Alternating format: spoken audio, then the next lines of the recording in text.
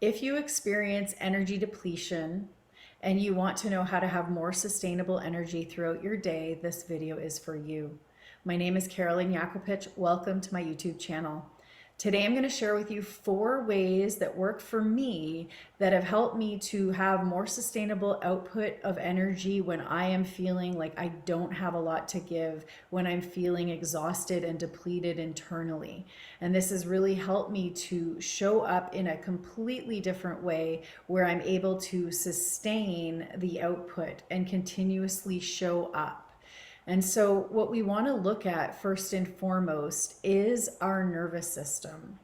Our nervous system consists of 2 branches. So we have the autonomic nervous system and the 2 branches that stem from it. The first branch is the sympathetic nervous system. Now, the sympathetic nervous system is the fight, flight, and freeze response. And when we are in danger, this is when this becomes activated. Now, because we have experienced trauma in our life and we typically store repressed emotions in our body, some of us are walking around life as if we are always in danger. We are always in trauma. So people who experience PTSD are in this state of high anxiety or high alertness consistently and continuously, which is going to deplete the energy resources from the body. So what happens when we're in this fight, flight, and freeze state, all of the energy gets sent out of the organs and it fills our limbs so that we can literally run from danger. So it helps us to speed away from whatever our threat is in our immediate reality. So for example, if you're even studying for a test. Let's say you have a test coming up and all of a sudden there's fear that comes up and anxiety and then worry and then, you're not sure if you've studied enough or if you're ready and then what's going to happen if I don't get a good grade. This is a creation of a fight and flight and freeze response in the body, causing that anxiousness and that anxiety and feeling like there is a threat or there is danger. So similarly, if you are at work and always feel like you might get, reprimanded or told that you're not doing something right, or you feel like you're on edge, this is also creating that response in the body. So when we have these situations, it's really an invitation to be aware first and foremost that we're in that state, and then we will get to how you can regulate this when you notice that it happens within you. Now, the other branch of the nervous system is the parasympathetic nervous system, which is responsible for the rest, digest, and relaxation response in our body. Now, when we are in this state, the body is in a state of repair. That means that it is being nourished, and we are receiving the energy flow. We are receiving all of that nourishment. We're able to absorb nutrients better in our body when we take in certain foods. The oxygen flow is better. So that means like our muscular system is working better. Our brain is working better. There's more of a heart-brain coherence at play because we are in that relaxed state. So we have these 2 systems that are always at play. So we either are in the one or the other. And so it's an invitation to really observe how you feel in your body first and foremost, which is going to give you some cues as to what you can do when you're feeling that energy depletion. So when you're in that sympathetic response, the fight, flight, freeze, that energy is being depleted within you. Now, the energy within the body in the yogic tradition is known as prana. Prana is the life force energy. So when our prana is strong, we are more vital, we are more relaxed in our body, we are more alert mentally, and we have more to give, more output. And also being in that relaxed state, we are able to receive more. So it's this flow of energy, this input output that occurs when we're in that state of relaxation. And so how does the prana get stronger in the body, and how does it move through the body to be more vital and to give us those energetic boosts that we require? It's carried by the breath. So the breath is going to play a big part in how we feel energetically throughout our day. So let's get to these 4 keys that are going to help to assist you to be in that state of sustainable energy. So the first one is a very common idea. It's sleep, sleep and rest. And if you have difficulty sleeping or staying asleep, there are methods to help to assist with this. There are yogic practices, breathwork practices, meditations. There are frequency healing devices that I've used that have been helpful. And a most simple one is left nostril breathing to relax the mind, to get into that state of parasympathetic response. So simply blocking off the right nostril and breathing slowly and gently in and out through the left nostril. And now as we breathe, it's important to work through the body where we access the deepest part of our breath. So when we inhale, the belly expands so that the diaphragm can relax down. And then as you exhale, the belly comes in and the diaphragm comes back up. So this is the motion that we want to occur in the body, taking the breath away from the upper part. So we'll get to that momentarily. So sleep. Now, if sleep is not happening for you in this moment, rest. Rest throughout the day when the cues happen. And rest does not have to look like taking a break and laying down in bed and taking a nap, or completely relaxing and laying flat. So I get it. You might be at work and feel completely burnt out and exhausted and tired, and like you can't keep going, and you actually can't stop and lay down. So simply sitting and coming into a state of peace and stillness within, and taking those breaks as you need them, can be really helpful to continuously output. I know that I have had situations where I'm on a timeline, or I really want to get something done that I'm maybe not on a timeline, but I've created my own timeline and deadline to get something done. And I just want to get it finished. And it's like, but I need to get it done. I'll just get it done now. I'll keep going. It's like that energy that is, you can even hear it as I'm saying it. And that's the energy that I feel when I'm in that state. And it's like being on high alert, like it's this pressure. And when we feel that sense of pressure, that internal pressure we're creating on ourselves, we're causing stress within the body, a stress response within the body, which then brings us into that fight or flight. So we want to get back to that state of relaxation. So we have a choice where we either output our energy from a state of fight, flight, freeze, that internal pressure. It's like the hustle culture, right? Or we align ourselves internally and get into a state of relaxation within. And as we output our energy from that state of relaxation, we are able to keep up. We are able to be more consistent. We start moving from a state of flow because we are not so tight, and we are not creating that resistance to our own movement forward. And so taking the rest that you need is highly important. Now, again, if you can get out into nature for a few minutes throughout your day, on your lunch break, that is really helpful. If you have an office job, getting out to recalibrate in nature is always helpful. And also, I've heard this concept of working for 25 minutes and taking a 5-minute break. Working for 25 minutes, taking a 5-minute break. And you can play with this, maybe you work for an hour and take a 5-minute break or a 10-minute break. Like it has to work into your schedule and your job and what it looks like for you. So it's something you can experiment with.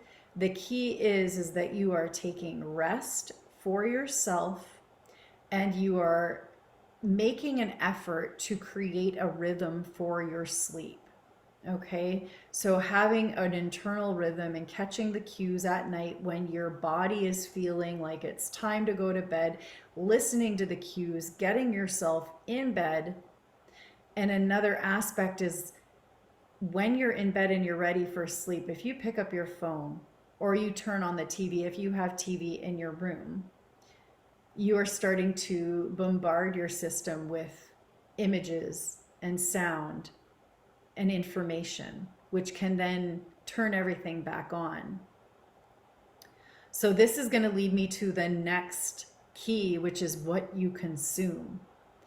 Now, it's really important to be aware of what you consume, and is it depleting your energy or is it giving you energy? This is what you are watching on TV, the media, the news, the music that you listen to.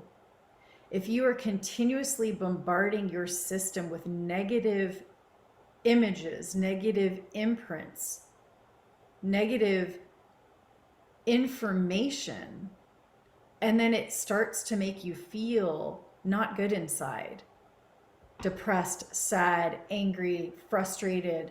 You know, a lot of people are in a huge reaction about the world right now, and I understand.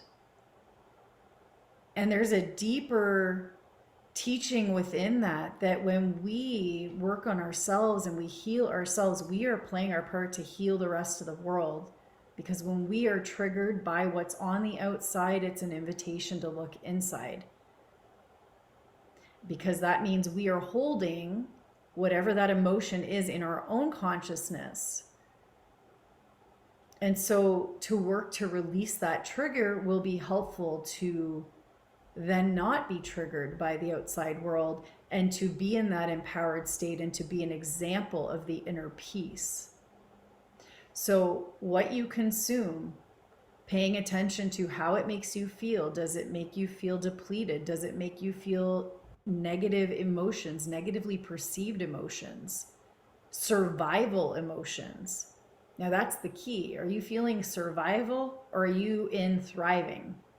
Are you thriving in your life or are you feeling like you're just getting by and surviving? So consuming, again, at the end of the night is going to wake your system back up. So that's another thing to pay attention to. And it goes deeper than what we are just putting in our awareness, is what we are putting into our bodies as well. So what we eat, what we drink, will all play a part on how we feel energetically. So we have certain foods that are going to give us more energy and more life, more prana. So these are known as sattvic foods in Ayurveda. And so fresh fruits, vegetables, herbs, these living foods are going to give us energy, right? If we're eating fast food, processed food, it's going to take away fried food, depleting our energy, because the body has to use the energy to digest the food that you're putting into it. So the foods that are easily digestible for the system are going to assist you in showing up with greater energy in your day. And, there's something to be said about, the whole coffee movement in the world as well, because that is not true energy. A lot of people use coffee as a band-aid for not having the proper energetics within themselves to have vitality and energy without it. And it's possible. And what I've noticed between drinking coffee and then taking breaks and not drinking coffee, because I do enjoy drinking coffee and I have moved to decaf at times. I've moved away from drinking coffee altogether. So it's been a big experimentation. I can say that when I drink coffee, I do get energy, yet it's scattered. It's not focused. It's very scattered energy. And the type of coffee you drink is also going to impact that. So organic is always best. And being aware of what it does to the brain. So usually we drink the coffee, it gives us, a boost or a jolt, and then we crash. And I can say that over time, for me personally, coffee doesn't even work. Like it doesn't even give me energy. I just enjoy a cup of coffee here and there. The flavor, I like it. I enjoy it, right? So if we are putting things in our body trying to repair it as a band-aid, it's not going to work. There is an amazing herb called ashwagandha that helps to regulate our adrenals and help us through this. So this is also something that you can take as well. I would highly recommend taking it before 2 p.m. because it's going to work with your system depending on how you need it. So it'll either give you more energy or relax you depending on how your adrenals are functioning. So that is something else that you can bring into consideration. So what we're taking into our body, this is where we're going. We're going to go a little bit deeper. The quality of our water is highly important. Really important. And drinking water is really important. And if you don't like drinking water, you can put electrolytes in your water. A really amazing brand is LMNT. It's one of the cleaner, there's less things in it that are not real. So that I would highly recommend. You can also put a little bit of Celtic sea salt in your water with lemon or lime if you prefer lime. That also helps to regulate you and put you into that state of being nourished. And if we don't have water intake, we start feeling depleted as well. So we want to hydrate. It's going to regulate that hydration within our system. So also if you drink alcohol, it's going to deplete your energy. This is another thing to be aware of. So we have all these aspects to look at with consumption, which will now lead me to the next key. Number 3 is who we are relating to, who our friends are, who are we hanging out with? Are they depleting our energy? Are they complaining all the time? Are they asking us for help all the time? Is it an unequal balance of energy in the relationship? Are they always taking from you? Or are you always taking from them? Are you that person that is complaining? Or is it a joint effort? A lot of the times people have negative contracts in relationships where they both complain. And it's like, that's the nature of your relationship, finding one thing to complain about and something else to complain about. And then, there's a lot of energy in that being used up. And then just notice how you feel after the complaining. Tired, depleted, exhausted. So finding in our environment, so the environment is the third key. Who is around us? Who is in our space? Who are we choosing to spend our energy with? Who are we choosing to exchange our energy with? And something I've learned over the years with energetic boundaries is if somebody messages me and I don't have the energy to hold a conversation, I don't answer them right away. Sometimes I'll reach out and say, I don't have the space to give this conversation the attention that it requires right now. I'll get back to you when I can, or I'll get back to you when I'm ready to at least respond. Same thing goes when somebody calls me on the phone. It's been a learning lesson over time because sometimes I just automatically am like, oh, I have energy, I want to talk, but I really actually don't have the space because I'm working on something else. So really being aware of, even when somebody calls, how do I feel right now? Do I have energetic space for this conversation?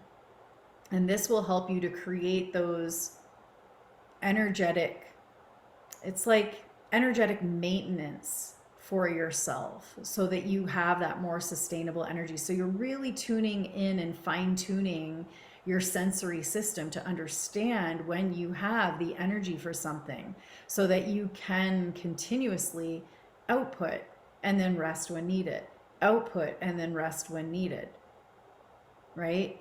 So another aspect of the environment, the third key, is what you have in your space, where you live, what you have in your home, what you have in your car.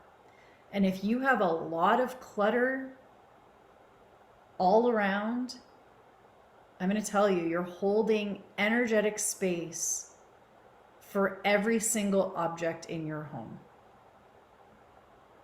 And, you ever think of the times when, I don't know if you've ever had a messy closet, but that's typically the place where things can pile up or get messy, or it could be a junk drawer or something like that. But do you ever have like a spot where it's messy and it's just in the back of your head, you're like, I'm going to get to that. I got to clean my closet. I really got to clean my closet. And it's like, it's always somewhere in the back of your mind. It's like you have a window open. It's like the computer of your mind has like multiple windows open, and things that are not dealt with are open in those windows. And so when we have different objects, we are holding an energetic connection to each and every object in our home. And so decluttering, and in our car, decluttering is so important for our energetics and for that energy sustainability and mastery. And a very beautiful and amazing practice to look at each object, hold it in your hands, feel the object in your hands, and notice, does this give me energy? Is it neutral, or does it deplete my energy? And then you choose. Do I get rid of this? Do I donate it? Do I sell it? Do I throw it in the garbage, right? You choose what you do. Or do I put it somewhere else in the house? Do I put it out? So things that are adding to your energy, making you feel excited, alive, joyful, happy, elevating your energy, these objects, keep them. Yes, keep them. And some objects may have held that energy exchange with you and given you energy in the past, and you've outgrown them. So being aware of that as well. And this can go deeper and deeper, getting into that closet again and looking at the clothes that you own and what clothes light you up, what clothes don't make you feel good, what clothes are neutral, and really just clearing everything out that is no longer serving your highest vision for yourself. And that will in turn give you more energy, more space to welcome in more abundance. The more we can release these things that are not of our highest good, that are not adding energy to us, the more we create that space to allow more in, allow more abundance in, allow more prosperity, more flow. Which leads me now with that breath to the fourth key, which is your breath. The most simple, basic, foundational element that we have to work with. When we breathe and we are relaxed in our breath, we are relaxed in our body. Now, the yogis say that when we breathe less breaths per minute, we are in that state of receiving. We are in that state of connection. We are in presence. Do you ever notice that if you've seen someone pass away before, or being very close to their time of crossing over, that their breath gets very shallow, up, up, up, up. And it's like, and you can see my breath is coming up into these secondary muscles of breathing.